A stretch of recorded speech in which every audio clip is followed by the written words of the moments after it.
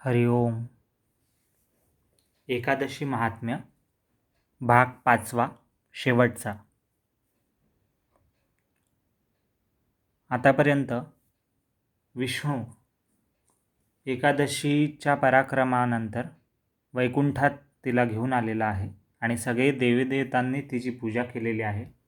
आणि विष्णूने दवंडी पेटवायला सांगितले आहे की वैकुंठामध्ये गरुडाला विष्णूने सांगितले की हे व्रत याबद्दलचा महिमा सांग सगळ्यांना आणि याचे नियम सांग.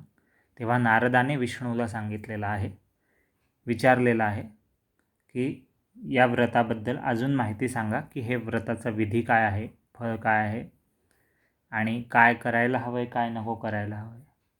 आणि हेच सगळं सांगतोय की एकभुक्त राहायचं आहे दशमीला. विष्णू सांगतो आहे व्रत करणाऱ्या व्यक्तीने, म्हणजे एक वेळ जेवायचं आणि एकादशीच्या दिवशी निराहार राहायचं आहे, काहीही खायचं नाही आहे. आणि द्वादशीच्या दिवशी परत एक भुक्त म्हणजे एक वेळ दिवसभरात खाणं आहे. आणि एकादशीच्या दिवशी निजायचं नाही, झोपायचं नाही दिवसा. आणि रात्री दशमी आणि एकादशीला जागरण करायचं आहे. आणि अजून काय काय गोष्टी आहेत ते आपण पुढे विष्णू सांगतोय नारदाला, ते आपण ऐकूया. भाग 5वा एकादशी महात्म्य. लोक एकादशीस निराहार न सेविती फलाहार, आषाढी कार्तिक मासी मात्र उदक वर्जावे तियेसी. तर दर महिन्यातून 2 एकादशा येणार आहे. दर 15 दिवसांनी एकादशी येईल, तेव्हा निराहार राहावं. अन्न म्हणजे शिजवलेलं धान्य वगैरे, भाज्या वगैरे असं काही खाऊ नये एकादशीच्या दिवशी. फलाहार शक्यतो घेऊ नये.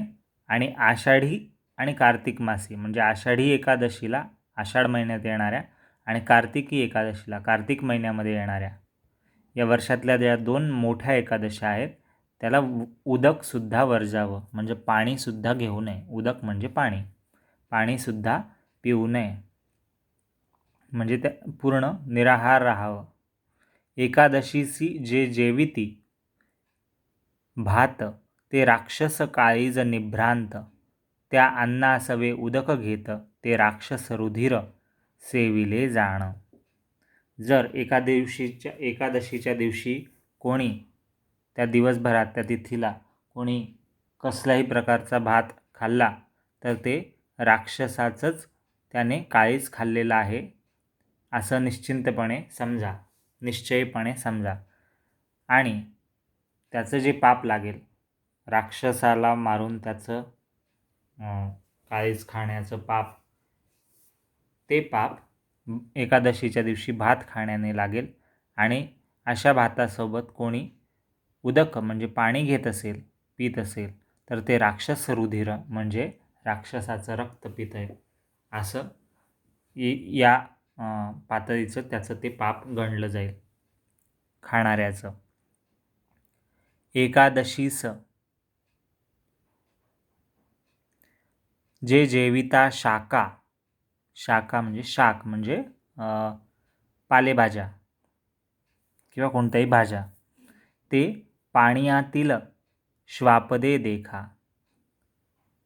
घृत घेती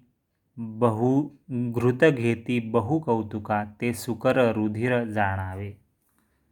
तर एकादशीच्या दिवशी कोणी भाजी खात असेल, कोणत्याही प्रकारची भाजी खात असेल तर ते पाण्यातील श्वापद खात आहेत, इतके ते तुच्छ झालेले आहेत आणि त्यांचे कर्म तुच्छ समजले जातील. आणि जर कोणी एकादशीच्या दिवशी तूप घेतलेलं आहे मोठ्या कौतुकाने आनंदाने आपल्या जेवणावर, तर ते सुकर रुधिर खात आहेत, पित आहेत, म्हणजे डुकराचं रुधिर रक्त पित आहेत. एवढ्या पातळीचं त्यांना पाप लागेल जर त्यांनी तूप किंवा भाज्या एकादशीच्या दिवशी खाल्ल्या तर. एक अशक्त देही असती, अन्न निमित्त प्राण जाऊ पाहती.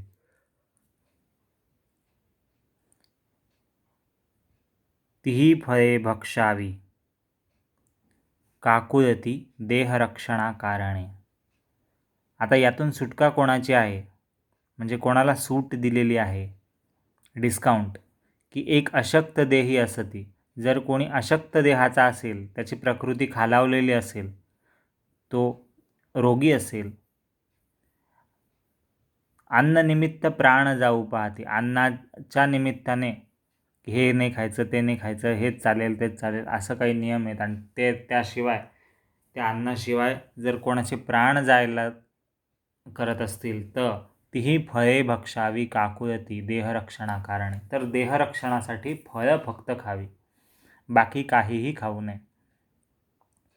म्हणजे ज्यांना अजिबातच भूक राहत नाही आहे, अशक्त देह झाला आहे, शक्तिहीन जे झालेले आहेत, त्यांना एकादशीचा उपवास त्यांनासुद्धा करायचा आहे. फक्त त्यांना उपाशी न राहता फळं खाता येईल, फळांचा रस किंवा फळं खाणं याची परवानगी आहे.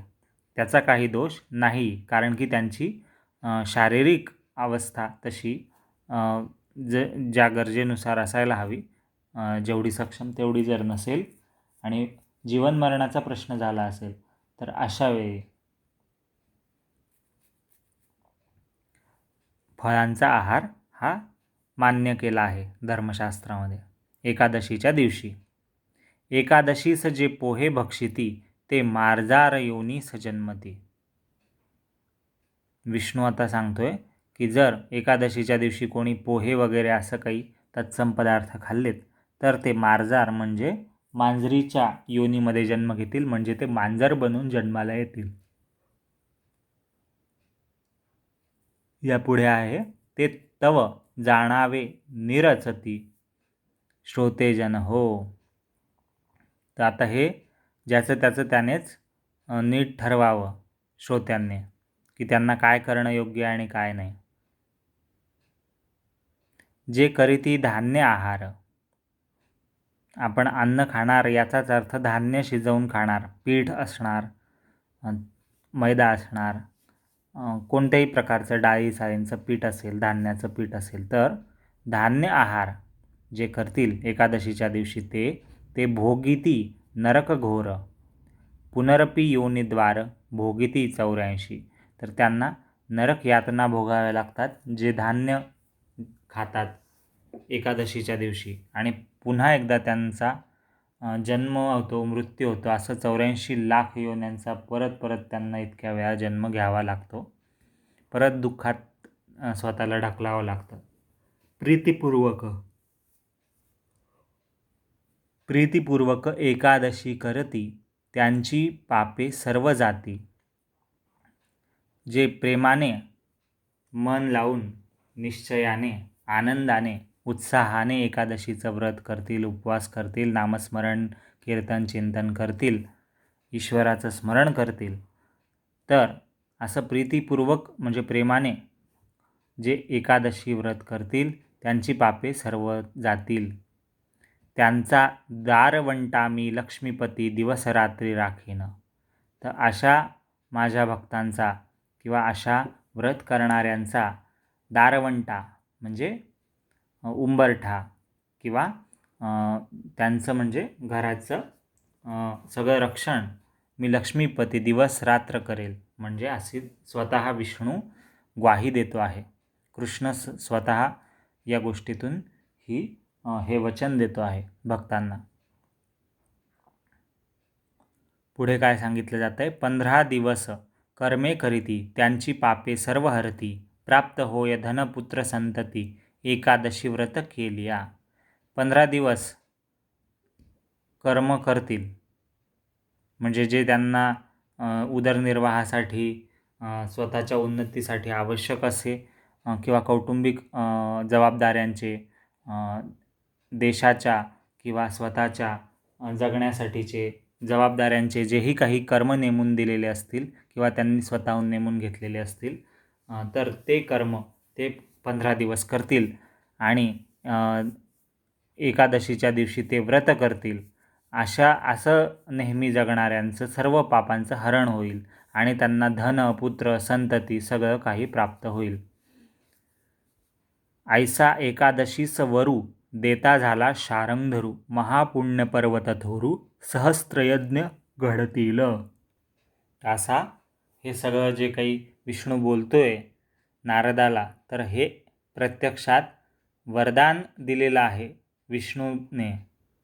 सगळ्या देवतांच्या वतीने विष्णूने एकादशी देवीला तिच्या महिमा वर्णनाचा करताना तिला उपहार म्हणून प्रसन्न होऊन हे वरदान शारंगधराने दिलेलं आहे. आणि तेच विष्णू म्हणजे शारंगधर सांगतोय की असं एकादशीला वरदान आहे आणि महापुण्यवन पर्वत थोर सहस्त्रयज्ञ घडतील. जसं काही पुण्य करण्याचा जो खूप पुण्य करणाऱ्याचा पुण्याचा असा पर्वत बनून जाईल, इतकं पुण्य त्याचं राशीला जमा होईल असं. आणि असं ते पुण्य असेल जो कोणी अशा पद्धतीने जीवन जगेल आणि एकादशीचं व्रत करेल, ईश्वराचं नामस्मरण करेल आणि त्याला सहस्त्रयज्ञ म्हणजे 1000 यज्ञांचं पुण्य मिळेल.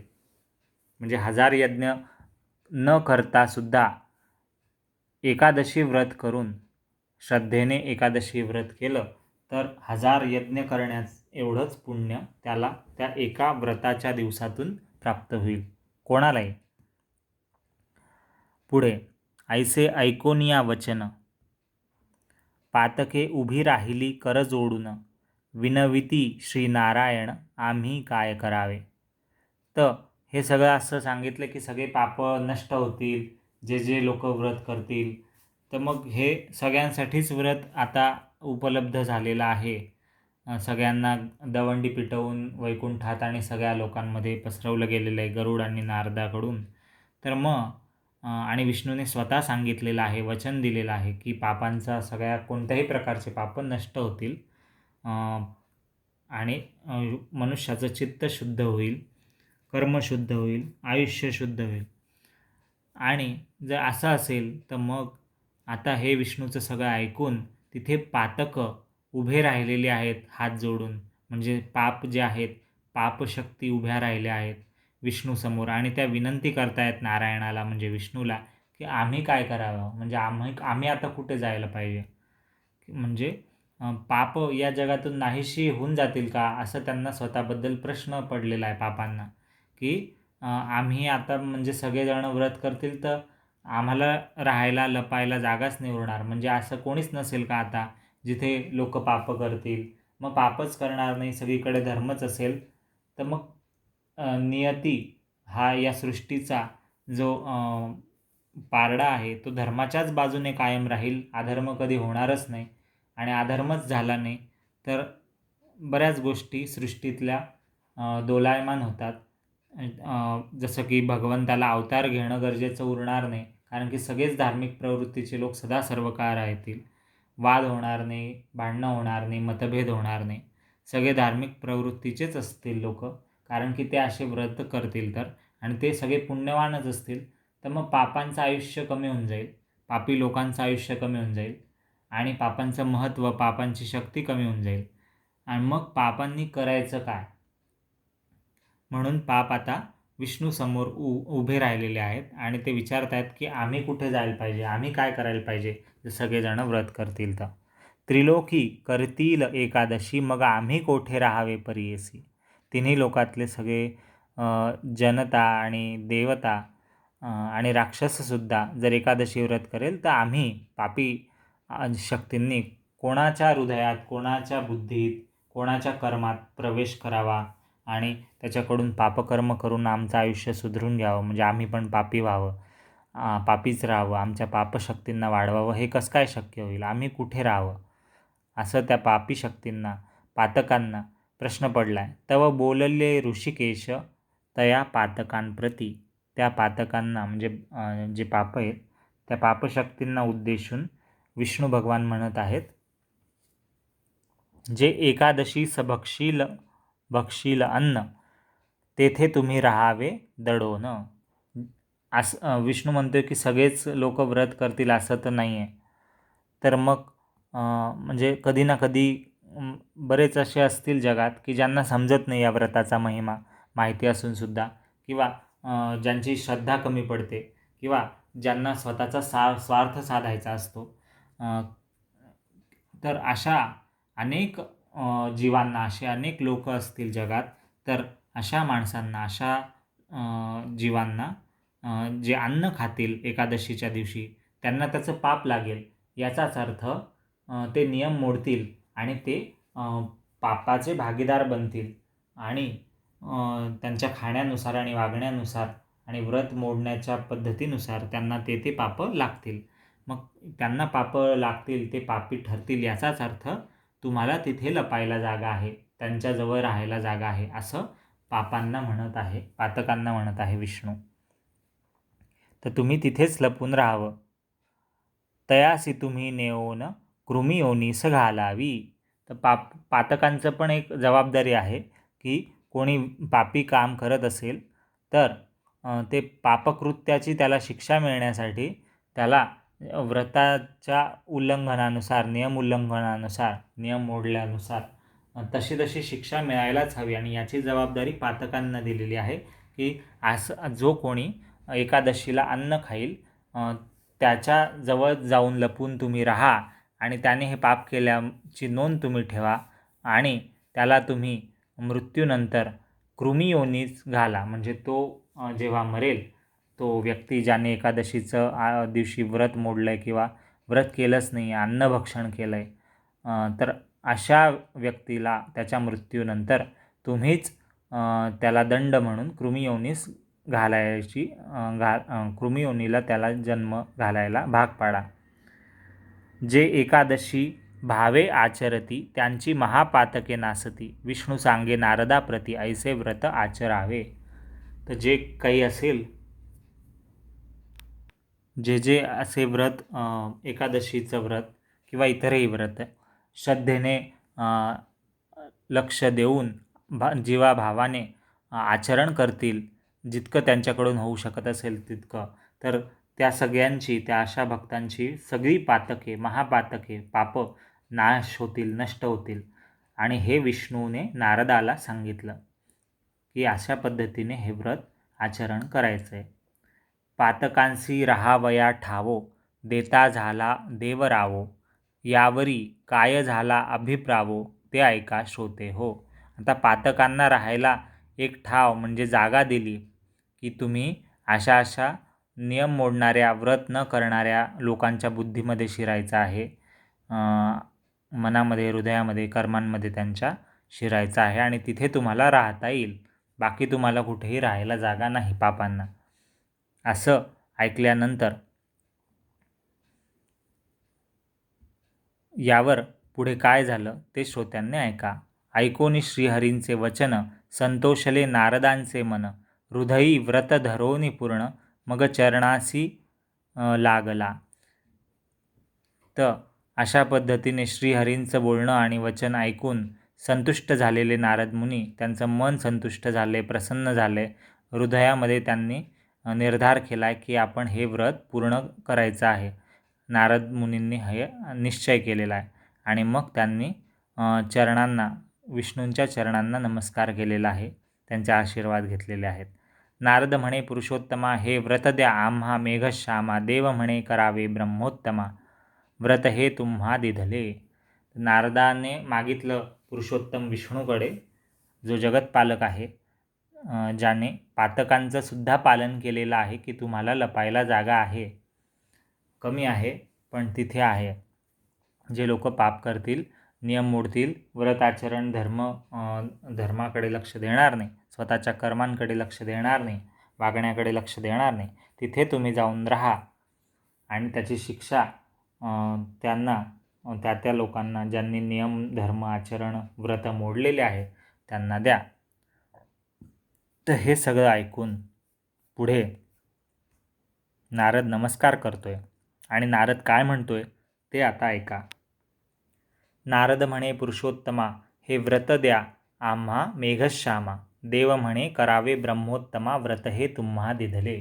नारदाने हे व्रत मागितलं विष्णूकडे की आम्हाला परवानगी द्या, म्हणजे मला परवानगी द्या, बाकीच्यांना परवानगी द्या. हे मेघश्यामा, विष्णूचंच नाव आहे, कृष्णाचंच नाव आहे, रामाचंही हेच नाव आहे, मेघश्यामा. तर त्यावर देव म्हणजेच विष्णुदेव म्हणत आहेत नारदाला की हे ब्रह्मोत्तमा म्हणजे ब्रह्माच्या मुला किंवा ब्रह्म जाणणाऱ्या नारद मुनीला म्हणताय की तुम्ही हे व्रत अवश्य करा, मी हे तुम्हाला व्रत करायची अनुमती दिलेली आहे असं विष्णू नारदाला बोलले. तव बोले ऋषिकेशी हेची सांगतो तुम्हासी, जो न करील एकादशी त्यासी नीच योनी जन्म असे. तर विष्णू हेच सांगतोय सगळ्यांना परत की जो कोणी हे व्रत करणार नाही त्याला नीच योनीत, खालच्या स्तराच्या जीवाच्या योनीत जन्म घ्यावा लागेल, कृमी कीटक बनून, पशु बनून. नेवोनिया यमपुरीसी दंड करावा तयासी, नरककुंडात परियेसी एक युगपर्यंत घालावे. तर काय काय यातना द्याव्या त्याला नरकात मेल्यानंतर असा व्रत मोडणाऱ्या किंवा व्रत न करणाऱ्या, जाणून बुजून व्रत न मानणाऱ्या, एकादशीचं महात्म्य न समजणाऱ्या किंवा समजूनही न त्याच्यावर विश्वास ठेवणाऱ्या असे जे काही आहेत महाभाग लोक, तर त्यांना त्यांच्या मृत्यूनंतर यमपुरीला न्यायचं आणि म्हणजे नरकात नेऊन तिथे दंड करायचा, त्यांना शिक्षा द्यायची, नरककुंडात ठेवायचं त्यांना एक युगापर्यंत.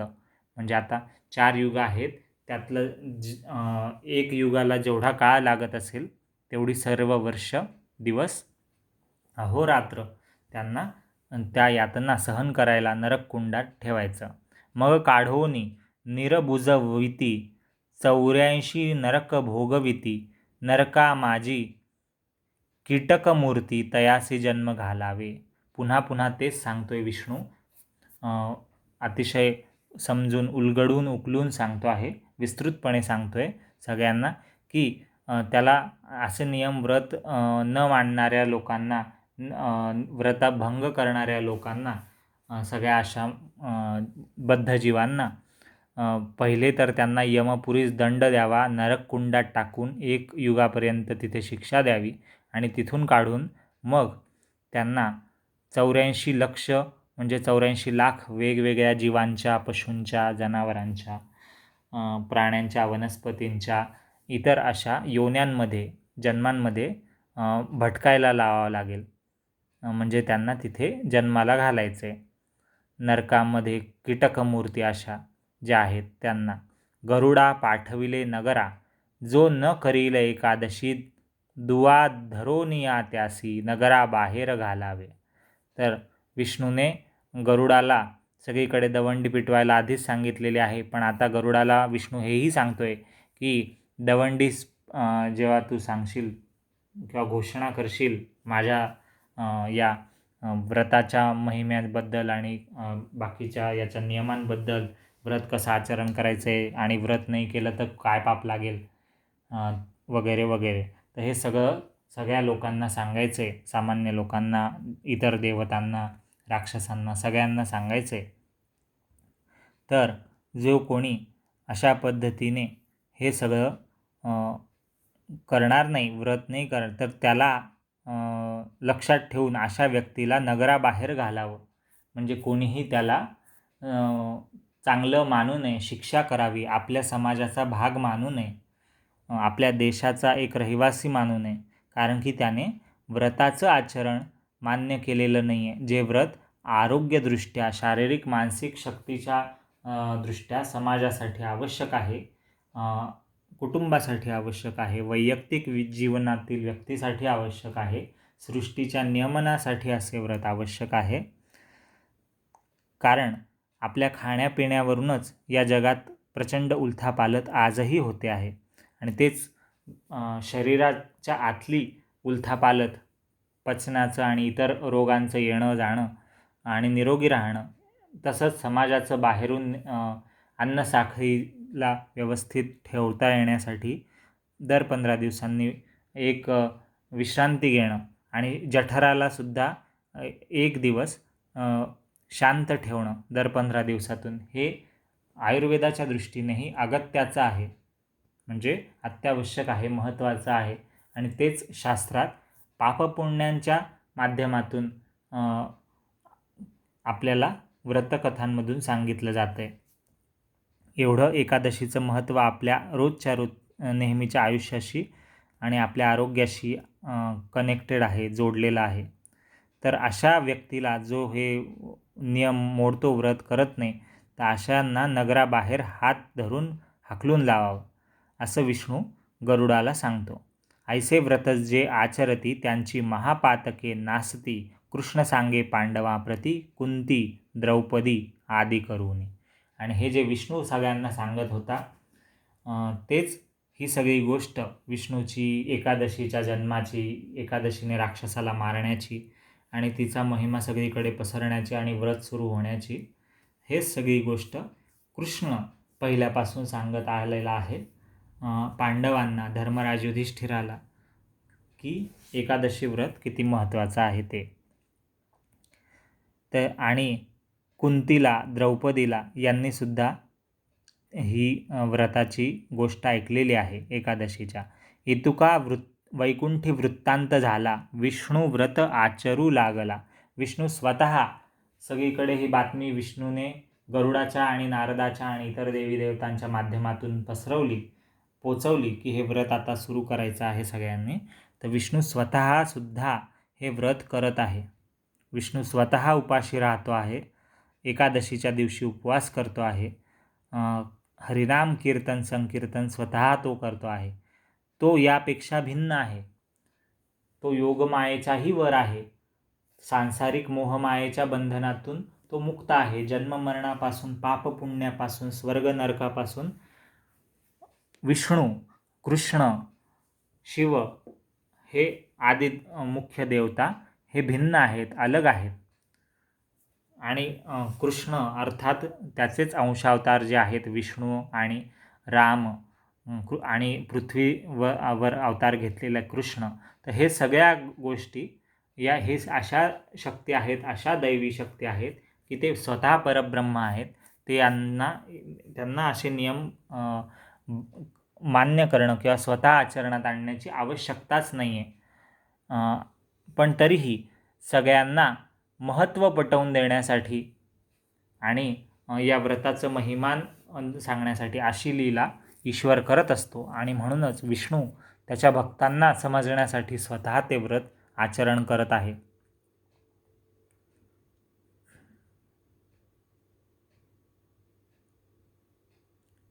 तव ईश्वर तेथे आला कैलासा सांडुनी पै.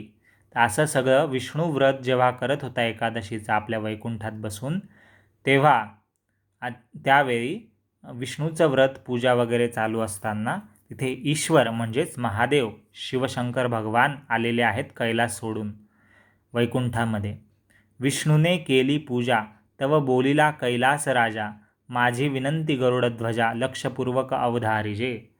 तर तिथे काय झालेलं आहे त्यांच्यामध्ये संवाद विष्णू आणि शंकरामध्ये हे आहेत, आता ऐका.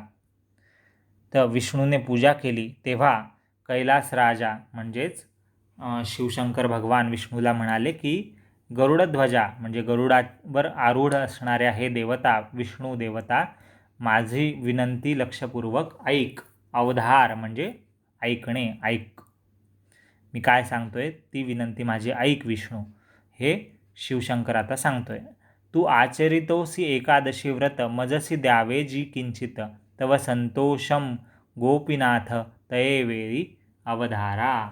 तर शिवशंकर म्हणतोय विष्णूला की तू हे व्रत आचरण करायला सुरुवात केली आहेस, तू सगळ्यांना सांगितलं आहेस कसं करायचं, पण या व्रताचं मला सुद्धा काही किंचित भाग द्या, मला सुद्धा यात सहभागी करा.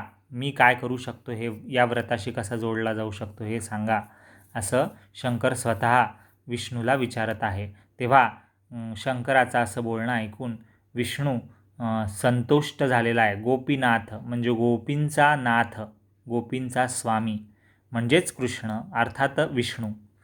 तर विष्णू प्रसन्न झालेला आहे. तये वेळी अवधारा, त्यावेळी लक्ष द्या. मग ईश्वराचा मान वाढविला, समस्त दिवस त्यासी दिधला, आपण शेष घेतला दुसरी तिथी. तर या व्रताचं जे लोक हे व्रत करतील त्याचं सगळं श्रेय, त्याचं सगळं कोणत्या देवतेच्या खात्यावर पूजा जाईल लागू होईल, रुजू होईल कोणत्या देवतेला, तर ती विष्णूला होत होती.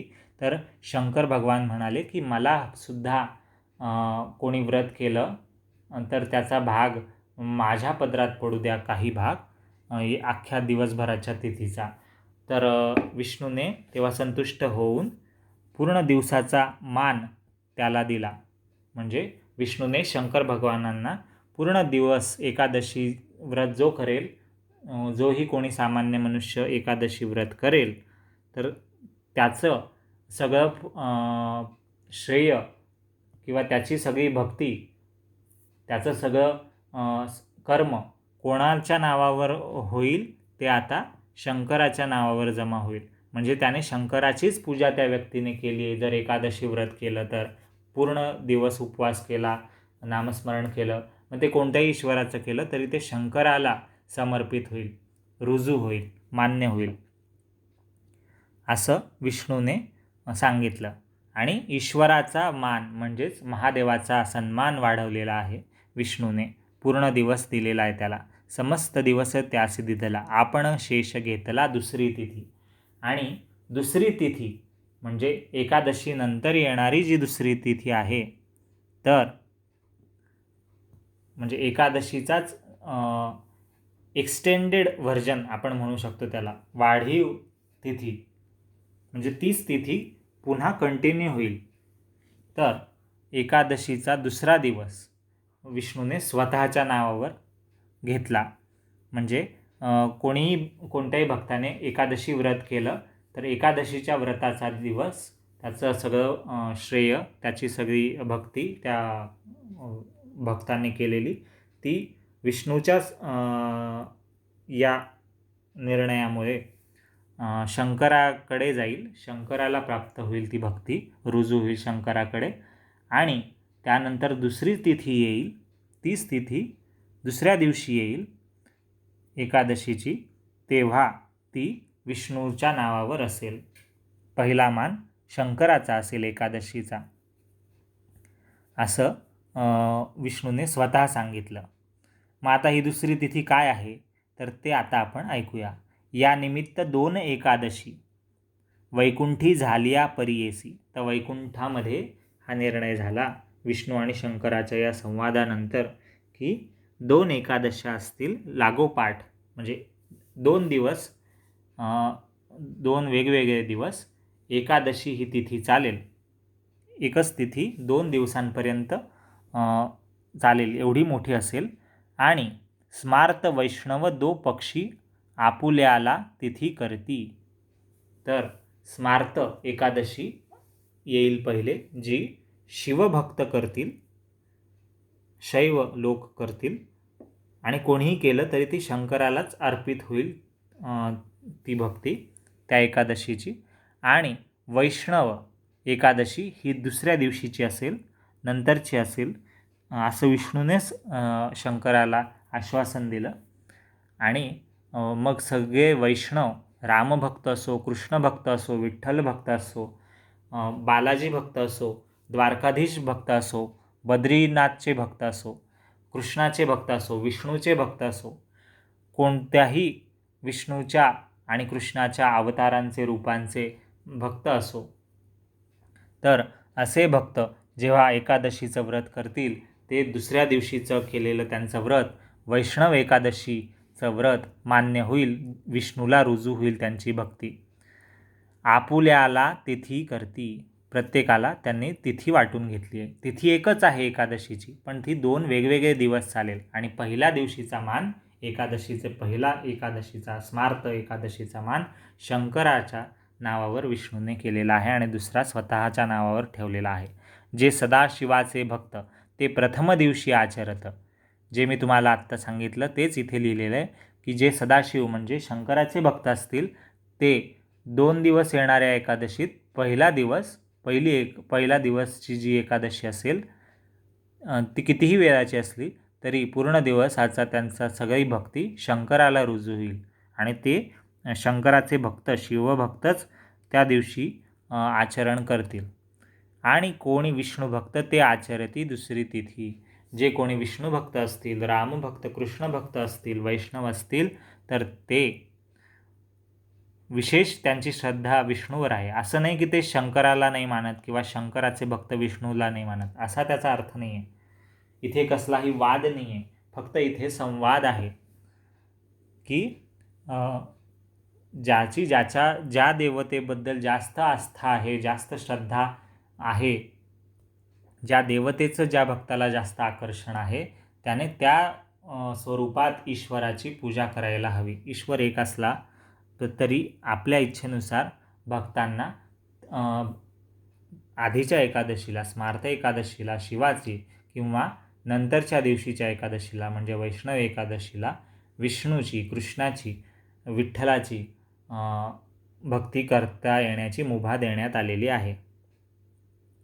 ब्रह्मा 33 कोटी, सुरवर आणि नारदादिक ऋषीश्वर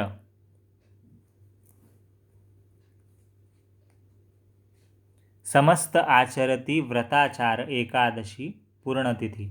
जो ब्रह्मदेव आहे तो सुद्धा, इतर सगळे सुरवर म्हणजे देवी देवता 33 कोटी ते सुद्धा, आणि नारद वगैरे सगळे ऋषीसुद्धा, सप्तर्षीसुद्धा, दानव देव मानव सगळे, तर समस्त आचरती व्रताचार. इथे दानव व्रताचं आचरण करतात असं लिहिलेलं नाही आहे, पण तिन्ही लोकांमध्ये ही दवंडी पिटवली गेलेली आहे आणि सगळ्यांसाठी, सगळ्या पापातून मुक्त करण्यासाठी असा उल्लेख बऱ्याच ठिकाणी आल्यामुळे मी इथे अध्यारूत धरून चालतो आहे की देव असो, दानव असो, पशु असो, मनुष्य असो, ज्याला कोणाला कळत नकळत जरी हे व्रत घडलं तरी त्याचं पुण्य त्याला मिळणार आहे.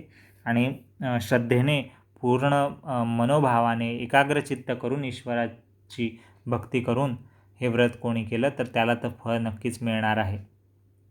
तर अशा पद्धतीने सगळे सुरवर, इंद्रादी सगळे देवता, त्रिदेवता सगळेजण या व्रताचं आचरण करताय. एकादशीला पूर्ण तिथी म्हणजे पूर्ण दिवसभर त्यांचं उपवास वगैरे आहे.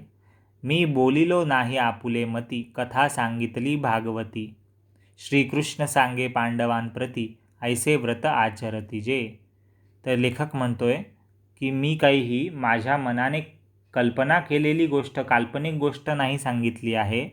ही एकादशीची कथा कृष्णाने स्वतः सांगितली आहे पांडवांना, आणि ही सगळी कथा याबद्दलचं कसं आचरण आहे वगैरे, काय नियम आहेत, काय पाप लागेल जर हे व्रत नाही केलं तर, काय पुण्य लाभेल, कोणत्या पापातून मुक्ती होईल जर हे एकादशीचं व्रत केलं तर, आणि एकादशी देवी किती शक्तिशाली, बलशाली आहे. तर अशा पद्धतीने हे सगळं जे आहे हे श्रीकृष्ण पांडवांना सांगतो आहे. आणि हे भागवतामध्ये, श्रीमद भागवत नावाच्या महान ग्रंथामध्ये याचं वर्णन आलेलं आहे. एकादशी महात्म्य याबद्दल लिहिलं गेलेलं आहे आणि ते शाश्वत आहे. तर लेखक म्हणतोय की हे मी माझ्या मनाचं काही कल्पना करून काहीही गोष्ट बनवून सांगत नाही आहे, तर हे भागवतात पुरावा आहे, भागवतात लिहिलेलं आहे, शास्त्राला मान्य आहे, श्रीकृष्णाने स्वतः सांगितलेलं आहे पांडवांना उपाय, की त्यांच्या आप्तेष्टांच्या युद्धामध्ये त्यांनी आप्तेष्टांना मारलेलं आहे पांडवांनी, स्वतःच्याच नातेवाईकांना, गुरुजनांना, ज्येष्ठांना, भावंडांना मारलेलं आहे. तर त्या पापांपासून त्या पापांचा नाश कसा व्हावा यासाठी विष्णूच्या या गोष्टीतून, म्हणजे एकादशीच्या त्रिदेवांच्या या गोष्टीतून श्रीकृष्णाने पांडवांना, धर्मराज युधिष्ठिराला, अर्जुनाला, भीमाला, कुंतीला, नकुल सहदेव आणि द्रौपदी या सगळ्यांना ही कथा सांगितली, हे व्रत सांगितलेलं आहे.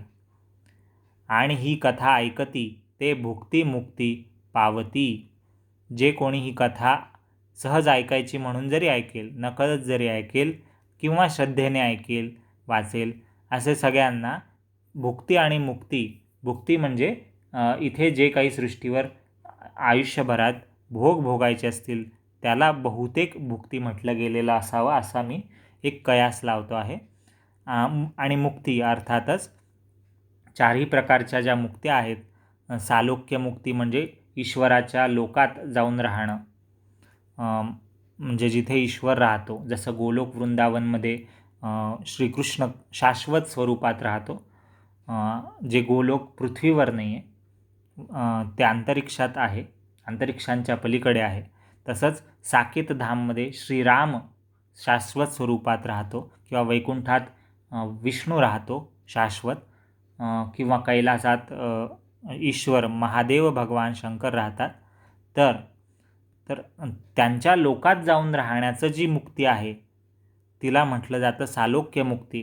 आणि दुसरी आहे सामिप्य मुक्ती, म्हणजे ईश्वराच्या, आपण ज्या ईश्वराला पूजा केलेली आहे त्या ईश्वराच्या जवळ कायम राहणं. हे शरीर नष्ट झालं तरी आत्म्याने तिथेच वास करणं चिरंतन, ईश्वराच्या प्रत्यक्ष अस्तित्वाच्या ठिकाणी, जिथे ईश्वर आपल्याला प्रत्यक्ष लीला करताना दिसतोय त्याच्यासोबत आपल्याला राहता येईल, ती झाली सामिप्य मुक्ती. आणि तिसरी मुक्ती आहे सारूप्य मुक्ती, म्हणजे ईश्वर जसा दिसतो आपल्याला, आपण जसा भाव आणलेला आहे, कल्पना केलेली आहे आणि त्यावर श्रद्धा ठेवून त्यालाच सत्य मानून त्याचंच दर्शन घेतलेलं आहे कायम, तर अशा त्या स्वरूपाला ईश्वराच्या, मग ते निर्गुण असो किंवा सगुण असो, कसंही असो, तर त्या स्वरूपाचंच भक्तानेच होऊन जाणं. स्वतः आपण भक्त त्याने कल्पना केलेल्या आणि मानलेल्या आणि विश्वास ठेवलेल्या आणि प्रत्यक्ष पाहिलेल्या तशाच ईश्वराचं रूप जे त्याने पाहिलेलं आहे, अनुभवलेलं आहे, ते तो स्वतः होऊन जाणं, म्हणजे याचा सरळ सरळ अर्थ आहे सारूप्य मुक्ती. तर सालोक्य म्हणजे लोकामध्ये राहणं, जिथे ईश्वर राहतो त्या ठिकाणी राहणं. सामिप्य म्हणजे ईश्वराच्या जवळ राहणं. आणि सारूप्य म्हणजे ईश्वराचं रूप प्राप्त होणं भक्ताला. आणि सायुज्य मुक्ती ही चौथी मुक्ती आहे 4 प्रकारच्या मुक्तीतली, तर जिथे आपण ईश्वरामध्ये विलीन होऊन जातो, तिथे द्वैत उरत नाही. तरीही द्वैत असलं तरीही ते अद्वैतपणे आपण एकाकार होऊन जातो. आपल्याला वेगळा जन्म, वेगळं जे सालोक्यमध्ये, सामिप्यमध्ये जी द्वैत भाव धरून भक्ती करता येते ईश्वराच्या लोकात राहून किंवा ईश्वराजवळ राहून कायमसाठी, तर ती करण्याची गरज पडत नाही किंवा ती अवस्था उरत नाही ज्यांना सायुज्य मुक्ती मिळालेली आहे. कारण की ते ईश्वराचाच अंशावतार आपण सगळे जीव असल्या कारणाने आपण परत ईश्वरातच मिळून जाणं, ही ते चौथी मुक्ती आहे सायुज्य. तर भुक्ती आणि मुक्ती, भुक्ती म्हणजे हे सगळे भोग संसारातले ते भोगतील, आणि मुक्ती म्हणजे 4ही प्रकारच्या मुक्ती त्यांना प्राप्त होतील. कोणाला जे हे कथा ऐकतील. कोणती कथा? ही व्रतकथा, एकादशी महात्म्याची ही कथा, त्यांना हे सगळं प्राप्त होईल. आणि विपुल संपत्ती ऐसे श्रीपती बोलिला, तर विपुल संपत्तीसुद्धा मिळेल. सगळ्या प्रकारची संपत्ती, धनसंपत्ती असेल, धान्य संपत्ती असेल, आरोग्य संपत्ती असेल, सुख संपत्ती असेल, यश संपत्ती असेल, कोणतीही संपत्ती असेल ती त्याला प्राप्त होईल अशा भक्ताला, ज्याने हे व्रत केलेलं आहे. हे स्वर्गी व्रत झाले आणि पाताळी प्रकटले, मृत्यू लोकांसी आले, ते सांगे विष्णुदास नामया. तर स्वर्गात पहिल्यांदा हे व्रत झालं, अर्थातच वैकुंठ आणि कैलासातही झालं, म्हणजे स्वर्ग लोकांमध्ये झालं, देवतांच्या लोकांमध्ये याचा अर्थ झालं हे व्रत आधी, आणि मग ते पाताळात प्रगटलं. म्हणजे पाताळलोकी पण हे व्रत पाताळात राहणाऱ्या जीवांनी, दानवांनी वगैरे केलं, आणि त्यानंतर ते मृत्यूलोकात आलं, म्हणजे या पृथ्वी तलावर, या संसारात जिथे माणसं आहेत, मनुष्य आहेत, जीव आहेत, इथे हे व्रत प्रगट झालं. म्हणजे इथे या व्रताची सुरुवात झाली, व्रत करणाऱ्यांची संख्या वाढली. तर असं हे सगळं कोण सांगता आहे? हे सांगे विष्णुदास नामया, विष्णूचा दास असलेला, विष्णुभक्त असलेला नामया, हे नामदेव महाराज हे व्रतकथा सांगत आहेत आपल्याला, जी भागवतात मूळ संस्कृतमध्ये सांगितली आहे, ती मराठीत नामदेवांनी इथे सांगितली आहे, ज्यांनी ही भाषांतरित कथा लिहिलेली आहे आपल्यासाठी. आणि पाताळी प्रकटले, मृत्यू लोकासी आले, ते सांगे विष्णुदास नामया.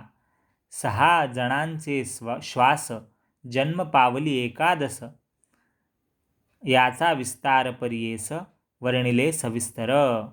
तर 6 जणांचे, ब्रह्मा, विष्णू, महादेव आणि सरस्वती, लक्ष्मी, पार्वती, हे त्या राक्षसापासून पळत आले, मृदुमान्यापासून घाबरून स्वतःचा जीव वाचवून त्याच्याकडून हारून थकून भागून आलेत आणि झाडाच्या ढोलीत पोखरीमध्ये लपले आणि तिथे त्यांचा श्वासोच्छ्वास झाला आणि तो पर्जन्य काळ होता, तर त्यांना स्नानही झालं नदींचं पळता पळता आणि त्यांचा उपवासही घडला आणि त्यांची इच्छाशक्ती होती अशी शक्ती जन्म देण्यासाठी, तर त्यांच्या नकळतच त्यांच्या श्वासातून एकादशीने अवतार घेतला. आपण हे आधीच्या भागांमध्ये पाहिलेलं आहे. तर तेच आता इथे शेवटी नामदेव महाराज सांगत आहेत आपल्याला समारोपाच्या वेळी की 6 जणांचे श्वास ब्रह्मा विष्णू महादेव आणि लक्ष्मी सरस्वती पार्वती यांचे श्वास एकत्र आले. त्या श्वासांच्या ऊर्जा शक्तीतून जी शक्ती प्रत्यक्ष मानवी रूपात दैवी रूपात अवतरली, स्त्री रूपातली ती शक्ती म्हणजेच शंकराने मृदुमान्याला जसं वरदान दिलं होतं की ती आईवडिलांशिवाय जन्म घेईल अशी स्त्री तुझा वध करेल, तर तशीच ती स्त्री आईवडिलांच्या नेहमीच्या पद्धतीने संयोगातून न जन्म घेता या 6 देवांच्या श्वासोच्छ्वासातून जन्म घेऊन तिने त्या राक्षसाला मारलं, हरवलं आणि सगळ्यांना संकटातून वाचवलं. तर जन्म पावली एकादशी अशी ती श्वासातून जन्म पावलेली एकादशी देवी आहे. याचा विस्तार परियेसी वर्णिले सविस्तर. तर हे सगळं सविस्तर वर्णन केलेलं आहे. यथासांग डिटेलमध्ये आपण ऐकलेलं आहे वर्णन की नक्की कधी काय झालं आणि एकादशीचं महात्म्य काय आहे आणि एकादशी नाही केली, व्रत नाही केलं तर काय पाप लागेल आणि त्या पापांचं फळ कसं भोगावं लागेल आणि एकादशीचं व्रत केलं तर काय फळ लाभेल आणि पुण्य लाभेल आणि त्या पुण्यफळाचा कसा सदुपयोग होईल उन्नतीसाठी, हे सगळं आपण ऐकलं. आणि आता शेवटची ओवी आहे, अभंग आहे. विष्णुदास नामयासी प्रसन्न झाली एकादशी. तर विष्णूचा दास असलेल्या नामदेवरायाला लेखक स्वतःबद्दल सांगतो आहे. संत नामदेव महाराज म्हणताय की प्रसन्न झाली एकादशी. नामदेवाला सुद्धा म्हणजे मला सुद्धा ही एकादशी प्रसन्न झाली. मी व्रत केल्याने मला माझं आरोग्य, आयुष्य, समाधान, शांती, स्थैर्य, संपत्ती सगळं काही मला मिळत आहे आणि ईश्वराचं सानिध्य मला मिळत आहे. ईश्वराच्या भक्ती करण्याचा एक छान अवसर दर 15 दिवसांनी या व्रताच्या निमित्ताने उपस्थित झालेला आहे. हे सगळं नामदेव महाराज सांगत आहे आपल्याला की त्यांना एकादशी प्रसन्न झालेली आहे. विघ्ने बांधोनी चरणासी वैकुंठासी पै गेला. तर नामदेव महाराज हे सांगतायत स्वतःबद्दल की मी वैकुंठातच गेलेलो आहे. आता हे नामदेवांची गोष्ट आणखी विष्णुदास वगैरे असं कोणी व्यक्ती आहे याबद्दल मला अजून कल्पना नाही आहे, पण मी असंच धरून चालतो आहे माझ्या माहितीनुसार की नामदेव महाराज हे स्वतः सांगत आहेत त्यांचा अनुभव आणि ते जिवंतपणीच असं म्हणताय की मी तो अनुभव केलेला आहे की मी वैकुंठात माझ्या श्रीहरीकडे, विठ्ठलाकडे, पांडुरंगाकडे, कृष्णाकडे, विष्णूकडे, रामाकडे, शंकराकडे जाऊन पोहोचलो आहे. वैकुंठामध्ये गेलेलो आहे मी आणि माझे सगळे विघ्न चरणांशी बांधून बसलेले आहेत. ते म्हणजे मला काही करत नाही आहेत आता, ते माझ्या चरणांपाशी बसलेले आहेत, माझ्यावर आलेले येणारे विघ्न आणि मी वैकुंठामध्ये ईश्वराच्या सानिध्यात आहे असं नामदेव महाराज स्वतः सांगताय. असा एकादशीचा महिमा आपण ऐकला. इति एकादशी महात्म्यम संपूर्णम. अशा पद्धतीने एकादशीचं हे महात्म्य म्हणजे महिमा संपूर्ण झाला, पूर्ण झाला. 5 भागांमध्ये आपण ऐकला. श्रीकृष्णार्पणमस्तु. श्रीकृष्णाला अर्पण असो, श्री विष्णूला अर्पण असो, श्री रामचंद्राला अर्पण असो, श्री शंकराला अर्पण असो, सर्व देवी देवतांना नमस्कार असो. अशा पद्धतीने आपण एकादशी देवीची गोष्ट व्रत ऐकलं. एकादशी माता की जय. इथे खाली तुम्हाला तुलसी महात्म्य दिसत असेल. तुलसी महात्म्य आपण याबद्दलही ही कथाही आपण जाणून घेऊ, पण अजून दुसऱ्या काही कथा, दुसऱ्या पोथ्या, दुसरे काही स्तोत्र आणि आरत्या, श्लोक वगैरे त्यांचे अर्थ जाणून घेणं आधी आपल्याला क्रमप्राप्त आहे. तर आपण तुलसी महात्म्य योग्य वेळी, योग्य मुहूर्ती लवकरच घेऊ. पण त्याआधी आपले प्राधान्यक्रमानुसार इतर काही गोष्टी आपण व्हिडिओच्या माध्यमातून उपलब्ध करून देत आहोत. तुम्हाला कसं वाटला हा 5वा आणि शेवटचा भाग या कथेचा, एकादशी महात्म्याचा, ते जरूर कळवा. गुड रीडिंग चॅनलला सबस्क्राईब करा, लाईक करा, शेअर करा, कमेंट करा. तुमच्या अभिप्रायांची आम्ही वाट पाहतोय आतुरतेने आणि तुमच्या अभिप्रायांनुसारच आम्हाला कळेल की तुम्हाला हे कसं वाटलं आहे आमचे प्रयत्न. आणि तुम्हाला काही सल्ला द्यायचा असेल, सुचवायचा असेल, काही विचारायचं असेल तर नक्की कमेंट सेक्शनमध्ये लिहा. आणि अशा पद्धतीने आपण आज इथेच थांबूया. भेटूया पुढील भागात नवीन एका गोष्टीसोबत, नवीन कथेसोबत किंवा नवीन श्लोकस्तोत्रासोबत, स्तवनासोबत, नवीन अष्टकाचा अर्थ समजण्यासाठी किंवा नवीन आरतीचा अर्थ समजण्यासाठी पुन्हा भेटूया. तोपर्यंत सगळ्यांना गुड रीडिंग्स.